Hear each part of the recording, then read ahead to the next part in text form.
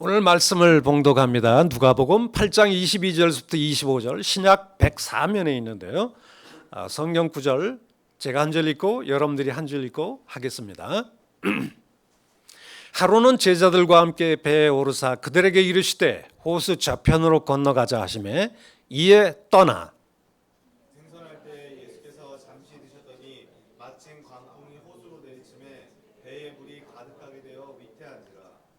제자들이 나와 깨워 이르되 주여 주여 우리가 죽겠나이다 한데 예수께서 잠을 깨사 바람과 물결을 꾸짖으시니 이에 그쳐 잔잔하여 지더라. 제자들에게 이르시되 너희 믿음이 어디 있느냐 하시니 그들이 두려워하고 놀랍게 여겨 서로 말하되 그가 누구이기에 바람과 물을 명하여 순종하는가 하더라. 오늘 여러분들과 함께 생각하고자 하는 제목은 질문이죠. 한번 따라서 해봅시다. 너의 믿음이 어디 있느냐? 좀 개인적으로 얘기를 하면 내 믿음이 지금 어디 있느냐? 이 질문을 가지고 생각을 해보고자 합니다. 여러분, 믿음이라는 게 도대체 무엇일까요? 교회 다니는 사람을 우리는 뭐라고 합니까? 신자라고 하죠. 교회 안 다니는 사람을 우리는 불신자라고 합니다. 그러니까 믿을 신, 믿음의 문제가 우리 그리스도인의 신분과 정체성을 가늠하는 굉장히 중요한 요소다, 이렇게 말할 수 있어요. 이렇게 믿음이 굉장히 중요한 요소이다 보니까 사실 우리는 믿음의 본질에 대해서, 믿음이 과연 무엇인지에 대해서 올바로 이해하지 못하면 정말 하나님을 기쁘시게 할 수가 없겠죠. 특별히 어려운 일이 닥칠 때 믿는 사람과 안 믿는 사람의 굉장한 차이가 있는데요. 우리 예수를 믿고 하나님을 믿는 사람, 이런 사람은 그 믿음의 닻을 내리고 그리고 이 노도광풍이 몰아치는 이 망망대해를, 인생의 망망대해를 믿음의 키 하나 딱 가지고 좀 운전해서 가거든요. 우리에게 약속된 저 하늘나라를 향해서 믿음의 닻을 내리고 이제 우리가 가게 되는데, 이 믿음의 키나 닻이 이게 불성실하고 또 부실하거나 어려움이 있으면 이 망망대해에서 헤쳐나가기가 굉장히 어려울 가능성이 있습니다. 그래서 사실 하박국 선지자는 말이죠, 이렇게 얘기를 합니다. 의인은 무엇으로 살리라? 믿음으로 살리라. 삶의 유일한 원칙이, 잣대가, 규범이, 표준이 믿음이라는 것이죠. 예수를 안 믿는 사람은 보는 대로 행동합니다. 느끼는 대로 행동하고 자기 이익이 있는 대로 그냥 행동하게 돼 있어요. 우리의 오장육부가, 우리의 눈, 코, 귀 모든 게 이 환경에 열려져 있기 때문에 보고 느끼고 하는 것, 이 환경에 따라서 움직일 가능성이 많은데요. 그런데 우리 하나님을 믿는 신자들은 보는 데 따라 행동하는 것이 아니라 뭘 따라서 산다고요? 믿음을 따라서 살 수밖에 없어요. 이게 예수 안 믿는 사람하고 믿는 사람하고 아주 결정적인 차이입니다. 무슨 문제가 부닥쳤을 때, 인생의 거대한 풍랑이 다가왔을 때 우리는 보는 데 따라서 살아갈 때는 그 다가오는, 물밀듯이 다가오는, 옛날에 영화를 보니까 퍼펙트 스톰이라고 하는 영화를 봤는데요. 엄청나게 뭐 한 20톤, 30톤은 되는 이 배가 말이에요. 엄청나게 밀려오는 이 파도에 요만하게 보이더라고요. 근데 그 파도가 막 그냥 30톤 되는 그 배를 넘치는, 덮치는데요. 정말 아찔하더라고요. 여러분, 이 노도광풍이 몰아치는 그 인생의 망망대해, 때때로는 말이죠, 잔잔하고 순풍 돛담배처럼 가는 때도 있지만 정말 정신이 아찔해질 정도로 우리에게 광풍이 몰아닥칠 때가 있거든요. 근데 우리는 믿음 없이 바라보면 환경에 압도가 돼서 아주 기가 질리겠죠. 아이고 나 죽습니다. 오늘 본문에도 제자들이 주여 주여 우리가 죽겠나이다 그러고 떠들고 있잖아요.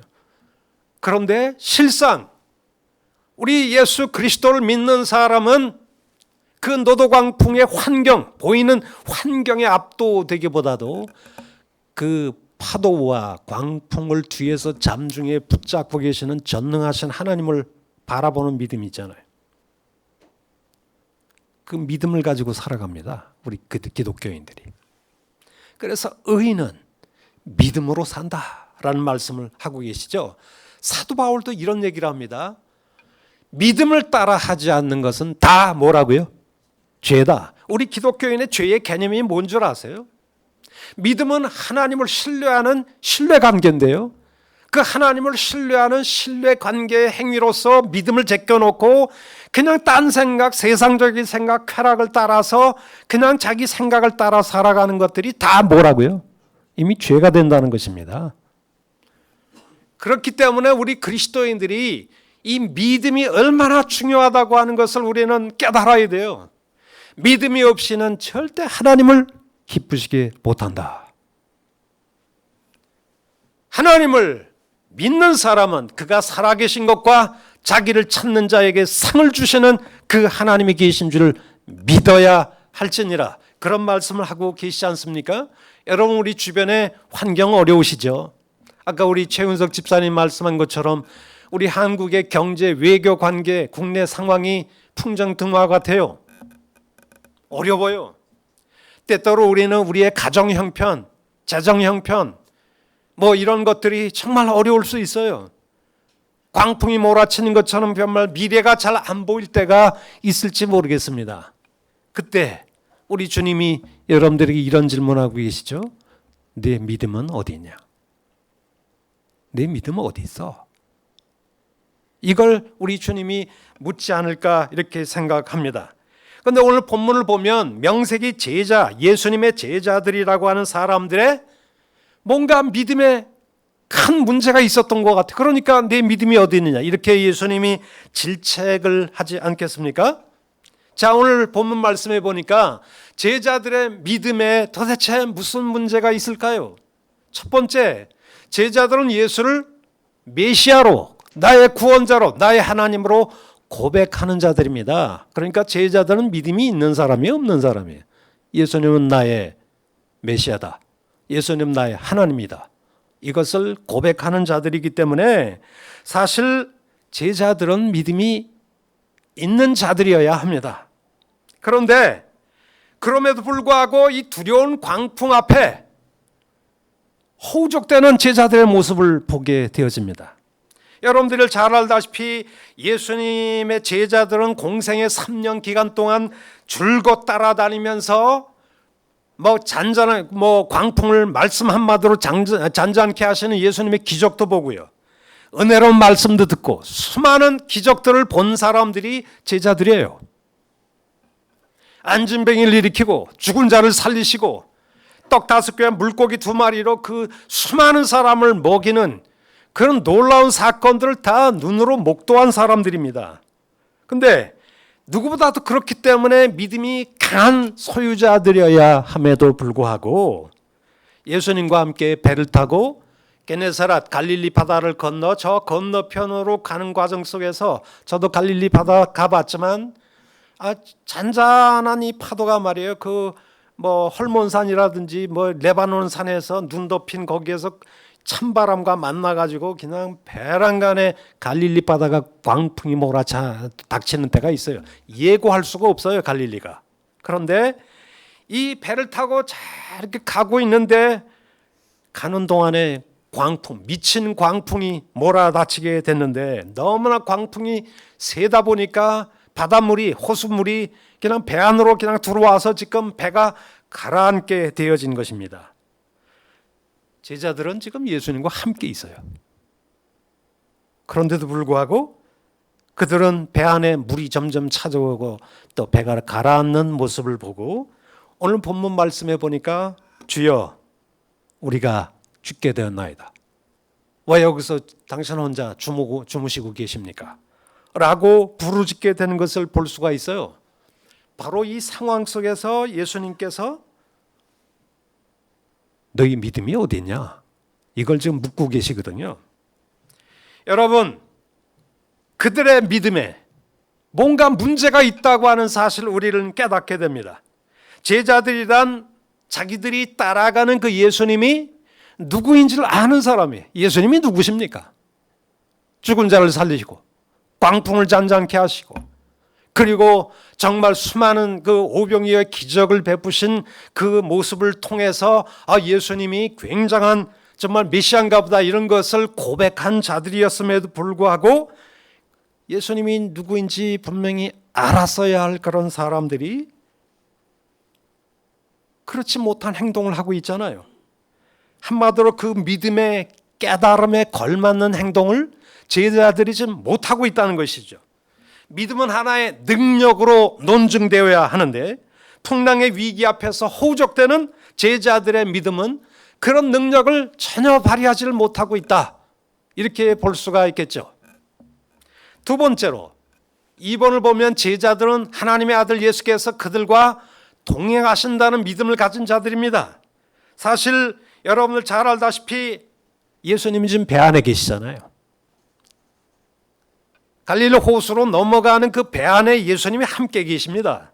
그럼에도 불구하고 광풍이 몰아닥치니까 마치 예수님이 옆에 없는 것처럼 그냥 허우적대고 절망하고 절규하고 우리가 죽게 되었나고 떠들고 앉아 있잖아요. 그런 모습을 통해서 볼 때 예수님은 평상시에 예수님 나하고 동행하셔. 예수님 나와 함께 계셔. 그런데 실상은 광풍이 올 때는 그런 그 고백이 아무 역할을 못하는 거죠. 이게 뭘까요, 이게? 우리는 겉으로는 말이죠. 예수님 나의 메시아, 나의 구원자 이렇게 얘기하고 예수님 나와 함께 동행하셔. 뭐 이렇게 얘기를 해놓고 실상 광풍이 오니까 그런 고백과 그 믿음이 그냥 쓰레기처럼 변화가 되고 있는 거죠. 아무 역할을 못하는 것입니다. 그리고 제자들은 풍랑 속에 세 번째 배가 침몰하는 마지막 순간에 드디어 예수를 찾는 자들이었어요. 그러니까 이들이 믿음이 있는 사람이 없는 사람이 마지막 그 위기의 순간에 예수님 죽게 되었나이다 예수님 하면서 찾고 있지 않습니까? 그런데도 불구하고 자기를 찾는 제자들 앞에서 예수님은 너희 믿음이 어디 있느냐 이렇게 말씀하고 계신다고 하는 사실입니다. 자, 그렇다면 참 믿음을 가지려고 하면 어떻게 해야 될까요? 우리가 매일 사도신경 외우잖아요. 주기도문 외우잖아요. 베드로처럼 우리는 신앙 고백을 할 수 있습니다. 주는 메시아요 하나님의 아들이십니다. 말로는 그렇게 고백하고 또 예수님 나와 동행하셔. 버스를 타거나 어디 가나 나와 함께 계셔. 이렇게 고백할 때도 있어요. 급할 때 그리고 하나님을 확 붙잡고 하나님 날 도와주세요. 나 죽겠나이다. 이렇게 얘기할 수도 있어요. 그런데도 불구하고 예수님은 너의 믿음이 어디 있느냐 이렇게 얘기를 하는 것을 보니까 한마디로 믿음이 있는 자같이 보이는데 실상은 그 믿음이 어려움 환경 속에서 전혀 아무 역할을 못하는 거죠. 이런 모습을 볼 때 우리 자신의 모습과도 많이 겹쳐져 있는 것 같아요. 그렇다면 우리는 어떻게 참 믿음을 가질 수 있을까요? 예수는 분명히 제자들이 믿음이 있는 것처럼 보이지만은 문제를 삼고 계시잖아요. 너희들의 믿음에 문제가 있어. 이렇게 얘기를 하시는데 그렇다면 우리가 참 믿음을 갖기 위해서는 어떻게 해야 될까요? 첫째, 여러분 믿음이라는 게 뭘까요? 믿음의 가장 본질적인 것은 내가 믿고 신뢰하는 그 예수님이 내가 믿고 신뢰하는 하나님이 어떤 분인가를 뭐 하는 데 있어요? 진정으로 아는 데 있어요. 여러분 예수님은 누구이십니까? 나는 예수를 믿는다고 하지만 예수님은 나에게 누구이십니까? 성경을 보면 예수님은 우리를 만드신 창조자 하나님이시래요. 보통 사람이 아니고 천지 만물을 창조하신 분이고 인류 역사의 모든 사건들을 최종적으로 궁극적으로 주관하시는 왕 중의 왕이시고 나를 구원하실 구원자이시고 마지막 날에 나를 심판하실 최대 심판주 아니십니까? 그분은 정말 위대하신 분이에요. 그런데 그 예수님을 올바로 안다고 하는 사람이 주여 주여 우리가 죽게 되었나이다 이렇게 떠들고 있잖아요. 그러니까 예수님이 배 안에서 벌떡 일어나셔서 노도 광풍이 몰아치는 그 광풍을 향하여서 잠잠하라 이렇게 얘기를 했단 말이에요. 그러니까 순간에 그 바다와 물결이 쫙 잔잔해지는 엄청난 일을 제자들이 경험하게 된 거죠. 오늘 본문 말씀해 보니까 예수님께서 바다와 물결을 꾸짖으시니 그 물결이 잔잔해지더라 그런 말씀을 하고 있는데, 제가 그 현장에 있었으면 정말 충격을 많이 받았을 것 같아요. 그런데 제자들이 뭐라고 그 순간 고백을 했을 것 같아요? 맨 마지막 25절 보세요. 우리 다 같이 한번 읽어볼까요? 시작. 그가 누구이기에 바람과 물을 명하여 순종하는가 하더라. 여기에 그가 누구이기에 라는 말은 영어로 말해서 Who is it? 저 바람을 향해서 물결을 향해서 잔잔하라고 명령하는 저분이 누구냐? 그러기에 이 바람과 물결이 순종하느냐? 이렇게 묻고 있어요. 여러분, 제자들이 예수님이 누군지 제대로 알았을까요? 몰랐을까요? 안 것 같아요? 모르는 것 같아요? 기껏 묻는 게 Who is it? 그게 저가 누구야? 참 희한하네. 이런 질문을 하고 앉아있단 말이에요. 옛날에 베드로는 주는 그리스도시요 살아계신 하나님의 아들이시니다 이런 멋진 고백을 했던 게 베드로입니다. 그런데 그 고백이 정말 입술의 고백은 됐는지 모르지만 나의 삶의 깊은 가슴에서 우러나오는 살아있는 고백은 못된 거죠. 우리는 너무나 입술의 고백을 많이 해요. 어떤 사람이 기도할 때 주여 저는 마른 막대기보다 못한 죄인이 올시다 그러면서 어떤 장로님이 기도했대요. 그랬더니 상대편 장로가 평상시에 좀 농담을 잘하는데, 그래 이 장로 당신은 마른 막대기보다 못한 죄인이야. 그랬더니 이 장로가 내가 왜 마른 막대기야? 네가 마른 막대기지. 그랬다는 거예요. 그러니까 고백을 할 때는 나는 마른 막대기보다 못한 죄인이다라고 하는데 실상 딴 사람이 그런 표현을 쓰면 전혀 인정을 안 하는 거죠. 그러니까 우리는 너무나 생각 없이 고백하는 게 많아요. 하나님은 주는 하나님이시여, 저만 만물을 창조하신 하나님이시여. 그런데 그렇게 고백을 하지만 그 어려움 속에서 광풍이 몰아치는 인생의 그 망망대해에서 나 홀로 정말 그 쏟아지는 그 광풍을 바라보고 기가 눌려 있을 때에도 주님, 이 순간에도 그 광풍을 뒤에서 잠중에 붙잡고 계신 분은 당신이십니다. 이걸 고백할 수 있어야 되거든요. 근데 그럴 때는 그걸 고백을 못하는 거죠. 그냥 호둥두둥 되는 거예요. 말로는 고백을 하는데 그렇게 못한다는 그런 뜻입니다. 이게 누군지 아십니까? 오늘 우리 영어 예배가 제일 많이 나왔어요. 15명이 나왔는데요. 우리 데본, 헬렌, 프랭키, 제니퍼, 외국인들이 조금씩 오게 돼서 정말 감사하게 생각하는데, 지난주에 우리 셀라스틴이 간증을 했습니다. 정말 제가 가슴이 뭉클할 정도로 감동스러운 간증을 했는데요. 오늘 제가 뜻밖의 이 프랭키라고 하는 이 미국 사람, 텍사스 출신이죠. 간증을 하더라고요. 간증을 하면서 물론 영어로 간증하는 거죠. 영어로 간증하는데 정말 영어 잘합니다. 어떻게 나도 저렇게 영어를 잘했으면 하는 생각이 들기는 드는데 이 프랭키의 이야기 가운데 제 가슴에 팍 와닿는 말씀이 있어요. 아마 우리 강중우 전사님 그 얘기 들었는지 모르겠어요. Do you understand?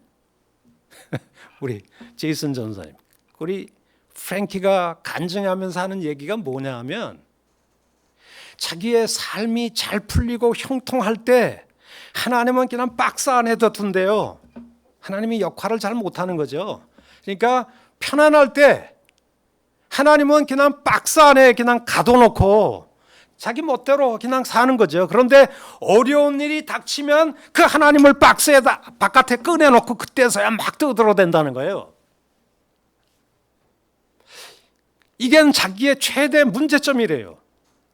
사실 편안할 때, 기쁠 때, 형통할 때 그때도 하나님은 늘 나와 함께 계시고 그래야 되는데 편안할 때는 박스 안에 넣는다는 건 하나님은 그냥 잊고 산다는 얘기죠. 모든 게 잘 풀려나가니까. 박스 안에 처박아 놓고 창고에 처박아 놓고 그저 나 혼자 그냥 모든 게 나 중심으로 돌아가는 것처럼 편안하게 막 살다가 꼭 어려운 일이 있으면 그때서야 하나님을 꺼내놓고 막 그냥 나 살려달라고 하고 떠들고 앉아 있다는 거예요. 그게 자기에게 있어서 최고의 문제점이라 이렇게 얘기하는데 사실 그게 좀 맞는 것 같아요. 예? 자, 우리는 그런 의미에서 참된 믿음은 아까 제가 말씀드렸죠. 제목이 뭐였던가요? 깨닫고 아는 만큼 믿음의 능력은 뭐 한다고요? 커진다는 거예요. 뭘 깨닫고 아는 것만큼 우리가 믿는 그 신뢰의 대상이 그 예수님이 그 하나님이 광풍보다 작은 분이에요? 광풍보다 더 크신 분이에요? 나의 생활에 부딪히는 그런 문제가 큽니까? 우리 하나님이 크십니까? 말로는 하나님이 크시다고 그래요. 그런데 실상 문제를 가보면 나의 문제는 이따만하게 커 보이고 하나님은 요따만하게 보인단 말이에요. 그리고 그냥 어떤 경우에는 하나님이 그냥 박스 안에 처박아 놓고서 나 혼자 살아가요. 그런데 그 예수님이 어떻게 위대한 분인가? 광풍보다 더 위대하시고 나의 문제보다 더 위대하시고 나의 인생의 모든 것들을 잠중에 붙잡으시는 창조자요 나의 구원자요 심판자가 되신다는 거. 광풍을 잔잔케 하신 그 예수님의 능력을 제대로 아는 것만큼 믿음이 뭐가 된다고요? 능력을 발휘하기 시작해. 여러분 예수님 얼마나 알고 계십니까? 여러분에게 예수님은 어떤 분이신가요? 그 하나님이 그 예수님이 지금 박스 안에 갇혀 있습니까? 아니면 나의 삶의 진정한 주인으로 계신가요?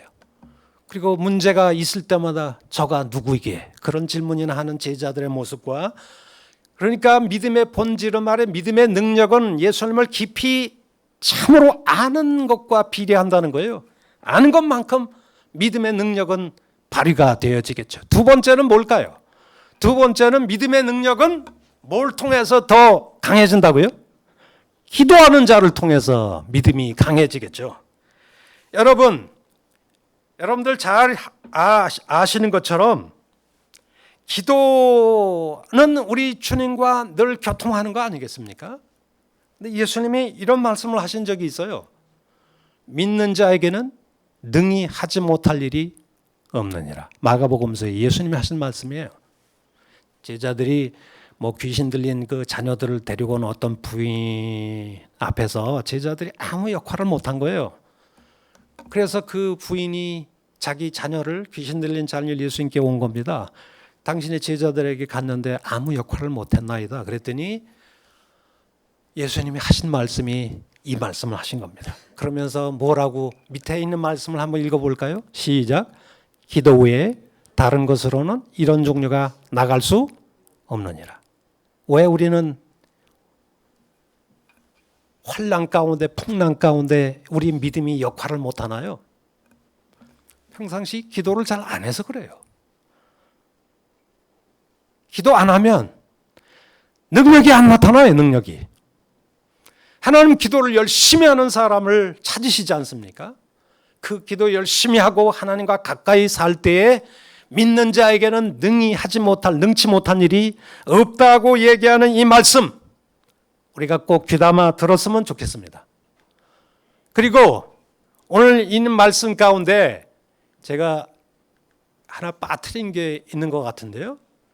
빠뜨렸네요. 그 두 번째가 뭐냐 하면 믿음의 능력을 발휘하기 위해서는 평소 준비를 많이 해야 된다라고 하는 것입니다. 여러분 잘 알다시피 사람과 사람의 신뢰관계에도 시간이 좀 오래 걸려요. 누가 배란간에 왔다고 해서 그 사람 말 다 믿고 쫓아다니는 사람은 사기당할 가능성이 많겠죠. 그런데 사람과 사람 관계에도 정말 저 사람은 거짓말 안 하는 사람이야, 정말 믿을 만한 사람이야 라고 하는 신뢰관계를 구축하기 위해서는 사실 오랜 동안의 세월이 걸립니다. 그래서 정말 믿을 만한 우여곡절 끝에 어려움 가운데서 나를 도와주고 헌신적으로 나를 위해서 기도해주고 그러면 그 사람이 콩으로 팥을 매주를 쓴다고 해도 그 사람은 믿지 않습니까? 그만큼 신뢰관계가 깊어졌다고 하는 그런 뜻이겠죠. 오랜 삶의 굴곡을 거치면서 변치 않는 신실함을 나타내야 친구 관계도 더욱더 권고해지는 것처럼 우리 하나님과 나와 관계도 이 신뢰 구축에 시간이 필요해요. 한 번 기도했다고 하나님과 나의 신뢰관계가 확 깊어지는 게 아니거든요. 여러분들이 인생을 살아가는 동안에 어려운 일 당하고 기쁜 일 당하고 광풍을 만나고 어려운 일을 당하는데도 끊임없이 우리 주님을 신뢰하고 의지하고 주님과 동행하는 그 신뢰관계가 형성이 되어질 때 여러분 그때 어려운 일이 딱 부닥치면 그 믿음은 진가를 발휘하기 시작하죠.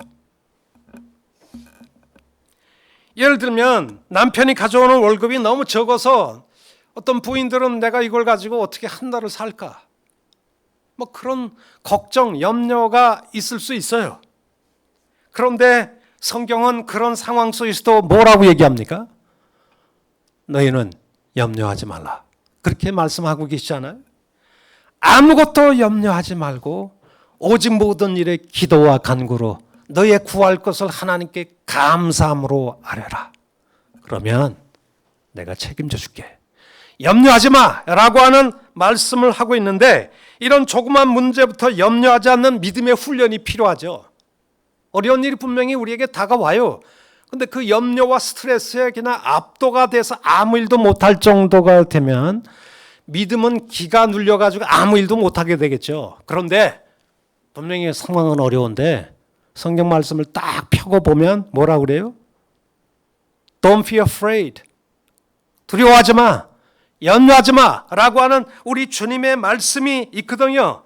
그런데 이런 작은 주님의 명령에 제가 염려하지 않겠습니다. 벌써 이렇게 정말 그 순종하는 훈련, 믿음의 훈련이 평상시부터 있어야 된다는 거죠. 그러면 더 큰 문제가 왔을 때에도 우리는 분명히 극복할 수 있으리라고 확신합니다. 평상시부터 그런 훈련이 안 돼 있으면 더 큰 일은 더 담당할 수가 없게 되겠죠.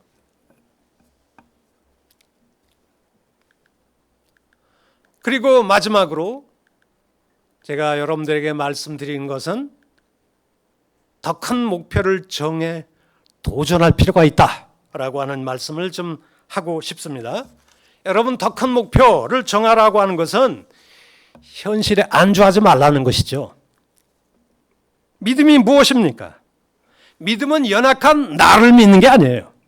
나는 연약하지만 창조자 하나님의 능력을 향해서 내 마음을 열고 신뢰하는 거 아니겠습니까? 믿음이 위대한 것은 어디 있나요? 그것이 능력의 하나님에게 연결되어 있기 때문에 내 믿음이 중요한 것입니다. 그렇다면 믿음이 위대한 것은 나의 어떤 개인적인 어떤 능력이기 때문에 인간적인 소질과 능력 자질이기 때문에 믿음이 중요한 게 아니라 그 믿음이 누구하고 연결되어 있다고요? 창조자 하나님의 능력과 연결되어 있어요. 그 하나님에게 내 손을 얹고 모든 것들을 우리 주님이 해 주신다고 하는 그 믿음의 뿌리를 내리게 되어질 때 그냥 현실에 안주해서 그냥 머물러서 난 못해 나 같은 사람이 이렇게 얘기하면 안 되고 사실 그 믿음의 도전을 가지고 더 큰 목표를 향해서 움직일 때 믿음이 역사하기 시작하거든요. 여러분 믿음이 적은 사람들, 소극적인 사람은 아무것도 안 하려고 그래요. 먼저 무슨 문제만 생기면 그거는 안 될 거야. 그건 내 능력 밖이야. 그런 식으로 얘기할 가능성은 늘 부정적이죠. 그런데 어떤 문제가 도전이 다가올 때 그래 나는 못하지만은 하나님은 능히 하실 수 있지. 나는 하나님 믿어. 이런 생각을 가지고 도전을 하는 사람들이 있을 수 있어요. 아브라함은 100세가 되어 도저히 아이를 낳을 수 없는 상황이었지만 명년 이맘때 내가 아들을 낳으리라 그 약속을 부여잡고 평생을 살았대요. 그래서 여러분 로마서에 보면 이런 말씀이 있어요. 아브라함의 믿음이 어떤 믿음인지 한번 보십시다. 시작. 아브라함이 믿은 바 하나님은 죽은 자를 뭐 하시고? 살리시고 없는 것을 있는 것처럼 불러내시는 창조자 하나님을 믿었대요. 여러분, 아브라함의 믿음이 왜 위대합니까? 하나님은, 내가 믿고 신뢰하는 하나님은 죽은 자를 살리시는 분이야. 물에서 유를 창조해 주시는 창조자 하나님이야. 나의 작은 믿음이지만 그 창조자 하나님의 능력에 손을 얹고 나는 그 하나님을 쫓아서 가겠다. 그 믿음 하나를 가지고 온 세상에 너의 후손이 하늘의 별같이 많아지리라. 그 약속을 믿고 살았다. 이렇게 얘기하고 있지 않습니까? 여러분, 히브리서 12장이 무슨 장인 줄 아세요? 히브리서 10장은 믿음의 장이에요. 거기 보니까 믿음은 바라는 것들의 실상이요, 보지 않은 것들의 증거다. 이렇게 얘기를 하고 있어요. 눈에 보이진 않지만, 손에 잡지는 않았지만 마치 내 손에 잡은 실체와 본질처럼 그렇게 믿고 가는 게 믿음이다. 이렇게 얘기를 하고 있잖아요. 그래서 그 믿음을 가지고 어떤 사람은 순교를 이겨내고 박해와 모든 것 시련을 이겨내고 말이에요. 어떤 사람은 그 믿음으로 그냥 홍해 바다를 건너가게 되고요. 그 믿음으로 정말 그 가나안 땅에 들어가서 그 땅을 자기의 기업으로 삼은 사람들이 많단 말이에요. 아주 오래전에 중세 시대가 조금 지나간 그 시절에 유명한 신학자가 휴스라고 하는 신학자가 있는데요. 카톨릭하고 싸우면서 엄청나게 박해를 당하다가 휴스 신학자한테 너 가지고 있는 믿음을 버려. 이렇게 아마 강요를 당했나 봐요. 그 믿음을 거부 안 하면 너 화형시켜서 죽여버릴 거야. 근데 끝까지 거부를 해서 감옥에 갇혔다고 그래요. 휴스라고 하는 사람이. 근데 내일이면 화형식을 장작더미 위에서 자기가 불살르는 모습을 생각할 때 너무 아찔하더래요. 근데 그 감옥 안에 촛불이 하나 다 켜져 있는데 자기를 시험하려고 손가락을 촛불에다가 댄가 봐요.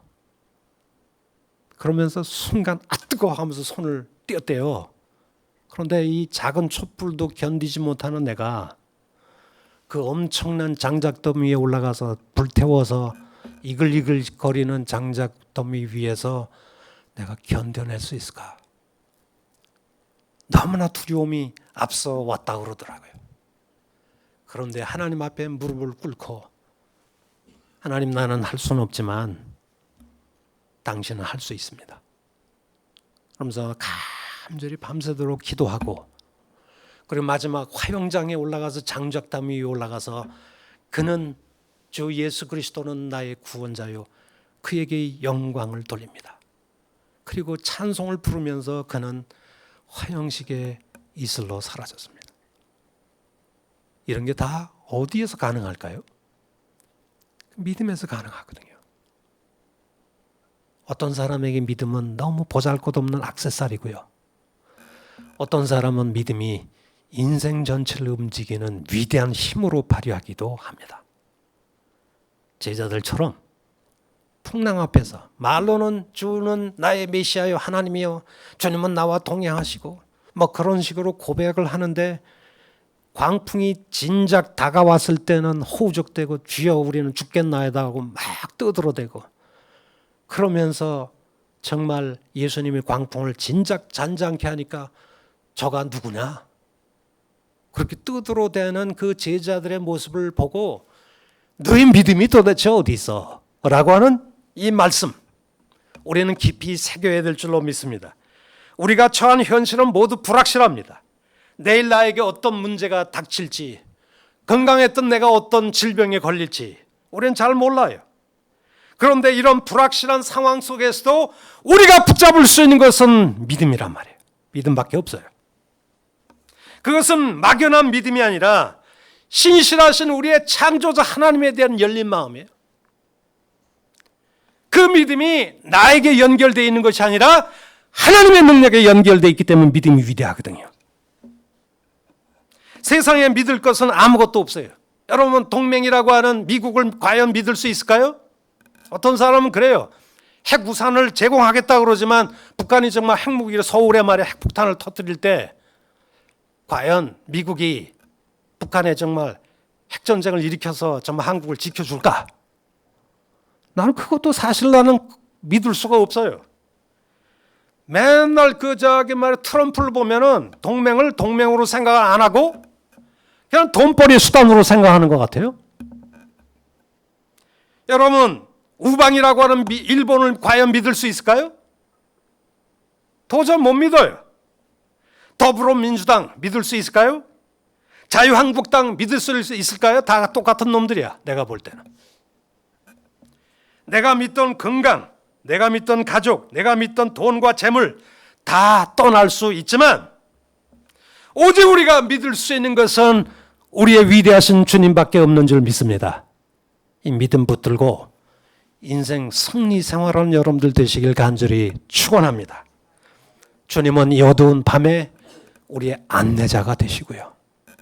외로운 이 세상 삶에 우리의 위로자, 친구가 되시고요. 그리고 우리의 삶을 지탱하는 반석과 기초가 되시는 분이 우리 예수님이시거든요. 우리 하나님은 우리의 좋으신 아버지가 되십니다.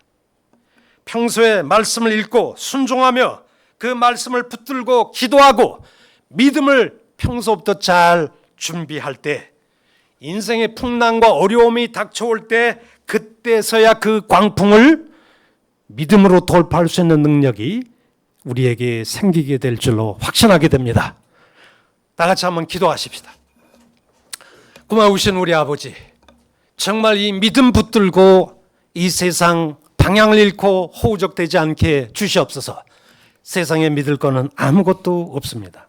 돈도 건강도 우리의 세상 친구들도 동맹도 우방도 다 떠날 수 있지만 오직 우리가 믿을 수 있는 것은 우리 주 예수 그리스도 그리고 그분의 하나님이신 줄로 믿습니다. 이 믿음 안에서 이 세상에 어떤 풍랑이 오더라도 너끈히 돌파하고 천국에 이를 때까지 능히 가게 해 주시옵소서. 예수님의 이름으로 기도합니다.